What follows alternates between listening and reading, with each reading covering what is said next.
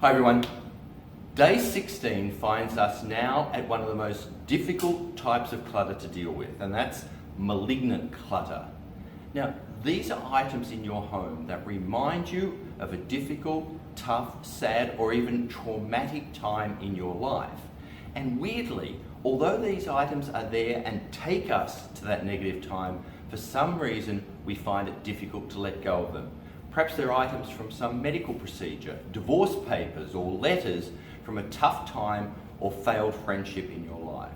Whatever they are, today is the day to start dealing with them. So today's challenge, I just want you to go through your home and have a look at where you have items that take you to a negative place. Items that really remind you of a less than happy, of a sad or difficult time in your life. Make a list of those. I would be honoured if you'd care to share them on this page, but don't feel that that's necessary. Have that list handy, think about it, because tomorrow, together, we're going to deal with malignant clutter.